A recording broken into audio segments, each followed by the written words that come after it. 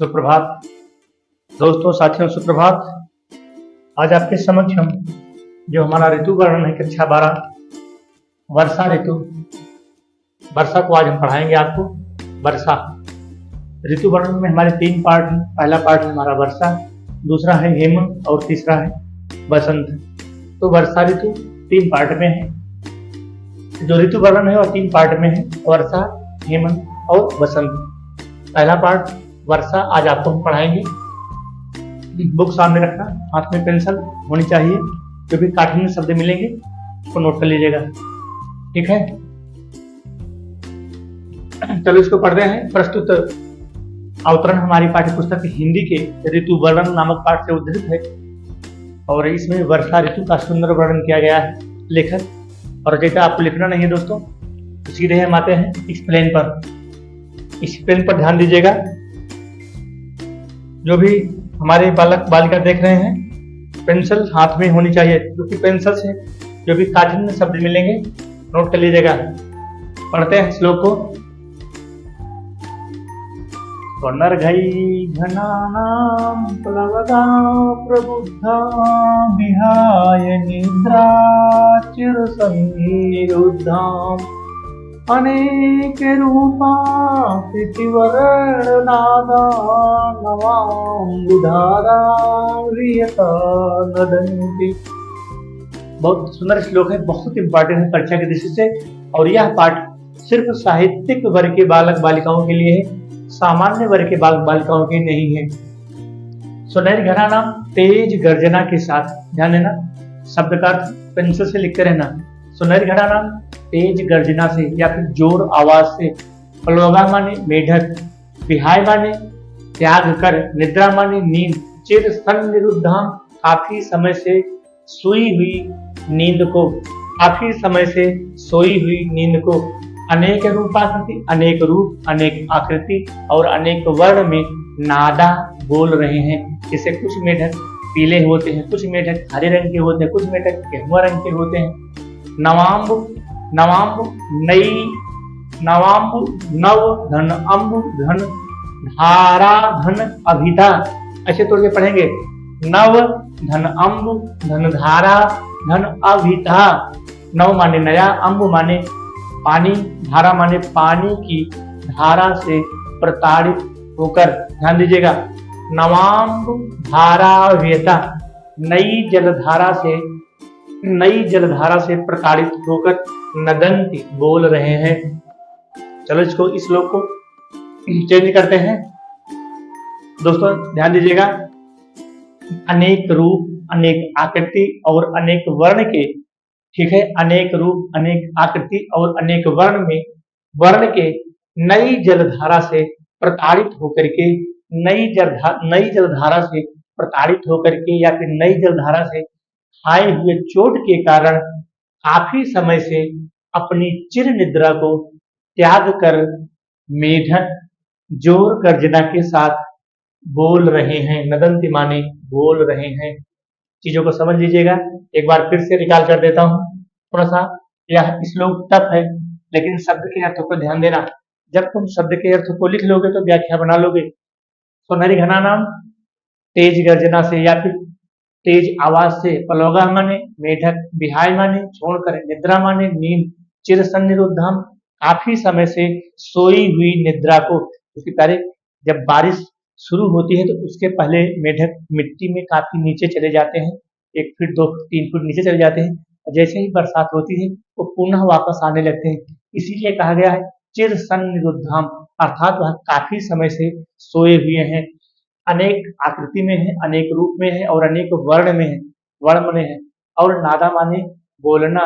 नवाम्ब अर्थात नई जलधारा से प्रताड़ित होकर या फिर नई जलधारा से खाए हुए चोट के कारण। नव माने नया, अम्ब माने पानी, धारा माने पानी की धारा, अभिता माने चोट को खाए हुए, अर्थात नई जलधारा से प्रताड़ित होकर नदंती बोल रहे हैं। दोस्तों देखना, अनेक रूप, अनेक आकृति और अनेक वर्ण में, अनेक आकृति और अनेक रूप और अनेक वर्ण में नई जलधारा से प्रताड़ित होकर या फिर नई जलधारा से खाए हुए चोट के कारण काफी समय से, यहाँ जाइए, काफी समय से सोई हुई निद्रा को त्याग कर जोर गर्जना के साथ, जोर गर्जना के साथ मेढक नदंती बोल रहे हैं। पहले श्लोक की 2 लाइन क्लियर होती है। संदर्भ प्रस्तुत अवतरण या फिर प्रस्तुत पदांश हमारी पाठ्य पुस्तक हिंदी के ऋतु वर्णन नामक पाठ से उद्धृत है या फिर अवतरित है, और इस अवतरण में या फिर इस पदांश में वर्षा ऋतु का सुंदर वर्णन किया गया है। दोस्तों, इस तरह से संदर्भ लिखना, एक्सप्लेन मैंने बता दिया। अगले हम एक्सप्लेन पर आते हैं। मतां गजेन्द्रा मुदिता गवेन्द्रा वने सुरुक्रान्तुतरां मृगेन्द्रा रम्या नगेन्द्रा निर्भिता नरेन्द्रा प्रकीर्तितौ वारिधरैः सुरेन्द्र। शब्द के अर्थ को देखिए, फिर एक्सप्लेन बताते हैं। मताम मस्त है, मतवाले हैं।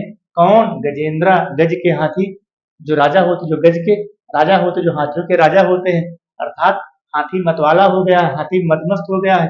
मुदिता माने प्रसन्न है, मुदिता माने प्रसन्न है। गवेंद्रा, गवेंद्र कौन है?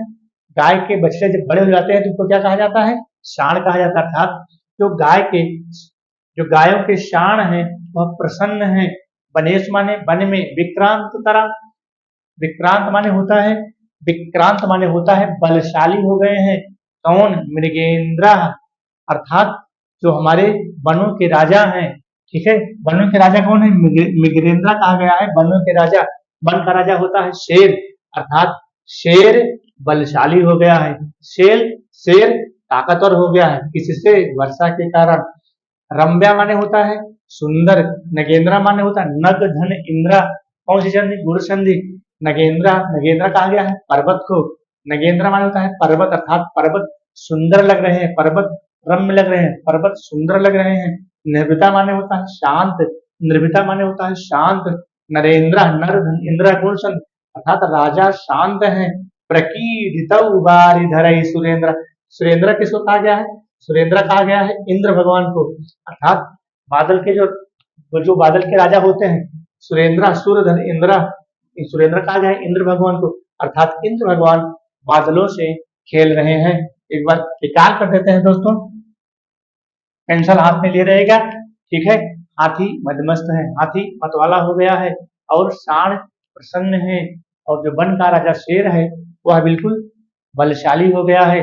मृगेंद्र माने होता है शेर, अर्थात मृगेंद्र कहा गया है जो जंगल का राजा होता है। ठीक है, तो अर्थात कहने का मतलब है कि शेर बलशाली हो गया है, और नगेंद्र अर्थात पर्वत सुंदर लग रहे हैं, राजा शांत हो गए हैं। देवता माने शांत, नरेंद्र माने होता है राजा, नर इंद्रा नरेंद्र, राजा शांत है। और जो हमारे बादल के राजा इंद्र भगवान है वह बिल्कुल बादलों से खेल रहे हैं। प्रकीर्तितौ वारिधरैः, वारी माने होता है पानी, वारी माने होता है पानी, धरैः सुरेंद्र, और बिल्कुल जो हमारे इंद्र भगवान जो हैं, बिल्कुल जो बादल के राजा हैं वह बादलों से खेल रहे हैं। अगला आते हैं, वर्षा प्रवेगां विपुला पतन्ति प्रवान्ति वातासमुदीर्ण वेगां परनष्टकूलां गगनं न तारां नावाशिखरौ दर्शनम् अभ्युपैति। विपत्ति विपत्ति मार्ग, अर्थात मार्ग को छोड़ दिया है। विप्रतिपन्न मार्ग, नोट करना दोस्तों, विप्रतिपन्न मार्ग अर्थात मार्ग को छोड़ दिया है। समुदीर्ण वेगा, तेज वायु के कारण। समुदीर्ण वेगा, पेंसिल हाथ में, शब्दों के अर्थ को नोट करेगा, नहीं व्याख्या नहीं बना पाओगे, बहुत टफ पाठ है। समुदीर्ण वेगाम अर्थात तेज वायु के कारण। वाता माने होता है वायु, प्रवांति माने होता है बह रही है, विपुल माने अधिक। वर्षा प्रवेगा, वर्षा के प्रवेग के कारण। प्रनष्ट कूलाम, किनारों को तोड़ करके। प्रवहंती, बह रही है। नद्यों, नदी। अब सीधा कर लेते हैं, हो गया व्याख्या। कैसे सीधा करते हैं? वर्षा के अधिक प्रवेग के कारण, वर्षा के अधिक वेग के कारण, ध्यान दीजिएगा, वर्षा के अर्थात वर्षा की जो होता है, वर्षा प्रवेगा विपुला पतन, अर्थात वर्षा की झरी लगी हुई है। वर्षा की जिस समय मौसम खराब है दोस्तों, आज लगभग 26 तारीख है, जिससे इस समय खराब है। वर्षा प्रवेगा विपुला पतंती, अर्थात बरसात की झरी लगी हुई है और हवाएं तेज रूप से चल रही हैं। समुदीर्ण वेगाम, अर्थात समुद्री वेगम माने हवाओं का तेज बहना। हवाएं, वाता माने वायु, अर्थात हवाएं तेज रूप से बह रही हैं और वर्षा की झरी लगी हुई है। पहली लाइन की व्याख्या ध्यान दीजिएगा, बहुत आसानी से पढ़ा रहा हूं। अगर मेरे मेरे पढ़ाने से नहीं समझ पाओगे तो जीवन में कभी पढ़ भी नहीं पाओगे और ना आपको कोई समझा पाएगा। वर्षा प्रवेगाम विपुला पतंती, अर्थात वर्षा की सुंदर झरी लगी हुई है। प्रवान्ति वाता समुदीर्ण वेगम, और जो वायु है वह तेज तेज अर्थात जोरों के साथ बह रही है। वाता माने होता है वायु। प्रनष्ट कूलाम, नदियां इस प्रकार से नदियां अपने किनारों को तोड़कर, प्रनष्ट कूलाम किनारों को तोड़कर प्रवहन बह रही हैं। और जब किनारों को तोड़कर वो बहेगी तो जाहिर सी बात है अपना रास्ता छोड़ देगी, क्योंकि जिस रास्ते से बह रही हैं वो रास्ता तो छोड़ देगी भाई, जल की अधिकता हो जाएगी। अर्थात नदियां अपने किनारों को तोड़ करके नदियां अपने किनारों को तोड़ करके और अपना मार्ग बदल करके बह रही हैं। दोस्तों आते हैं अगले श्लोक पर, थोड़ा सा इसको ऊपर कर लेते हैं। बस आज हम सिर्फ यही दो पढ़ाएंगे, बाकी का जो हेमंत है उसको हम अगले वीडियो में पढ़ाएंगे। इस हेमंत को अगले वीडियो में पढ़ाएंगे, नहीं पाठ कठिन है, फिर तुम लोग समझ नहीं पाओगे। चलो यहाँ जाते हैं। घनोपगूहं गगनं तारानाभास्करौदरसनमयभूपैति नवलैजलैर्धरणिः वृत्तिता तमो विलिप्ता न दिशा प्रकाश। घनोपगूहं, अर्थात घने बादल घने रूप में छाए हुए हैं। घन माने होता है बादल, अर्थात गगन माने आकाश, आकाश में बादल बिल्कुल घने रूप में छाए हुए हैं। तब ऐसी परिस्थिति में ना तो रात में तारे दिखाई पड़ रहे हैं, ना तारा, ना भास्कर, भास्कर माने होता है सूर्य, ना तो रात में तारे दिखाई पड़ रहे हैं और ना दिन में सूर्य भगवान के दर्शन हो पा रहे हैं। दर्शनम अभ्युपैति, अर्थात आसमान में घने बादल के कारण, दोस्तों ध्यान दीजिएगा, आसमान में घने बादल के कारण ना तो रात में तारे दिखाई पड़ रहे हैं, ना दिन में सूर्य भगवान के दर्शन हो पा रहे हैं। ऐसी स्थिति में नवलय जलय धरणी वृत्तिता, अर्थात धरती जो है वह जल से पूरी तरह से तृप्त हो गई है। वृत्तिता माने होता है तृप्त हो गई है। तमो विलिप्ता न दिशा प्रकाशा, और तम माने होता है अंधकार, अंधकार की अधिकता के कारण न तो दिशाएं दिख रही हैं और न प्रकाश दिख रहा है। दोस्तों ध्यान दीजिएगा, ठीक है। इस प्रकार से है महांति कूटानि महीधराणां धारा विधौतौ न्याधिकं विभान्ति महाप्रमाणै विपुलै प्रतापै मुक्तां कलारेव लम्बमानै। महांत कूटान, महांत माने होता है महान, और कूटियों माने होता है चोटियां, अर्थात पर्वतों की जो ऊंची ऊंची चोटियां हैं। महांत माने महान, कूटान माने होता है चोटियां, अर्थात पर्वतों की ऊंची ऊंची चोटियां। ध्यान दीजिएगा, पर्वतों की ऊंची ऊंची चोटियां बिल्कुल लटकते हुए मोतियों के हार के कारण, अर्थात पर्वतों की ऊंची ऊंची चोटियां मोतियों के लटकते हुए हार के कारण इस प्रकार से सुंदर और सुशोभित लग रही हैं, जैसे ऐसा महसूस हो रहा है कि बिल्कुल उस सुंदर हार के कारण, उस सुंदर हार के कारण जो बड़े बड़े झरने हैं, जो लंबे झुके हुए झरने हैं, अपने आप पे सुंदर और सुशोभित लग रहे हैं। दोस्तों इस प्रकार से हमारा वर्षा ऋतु समाप्त होता है।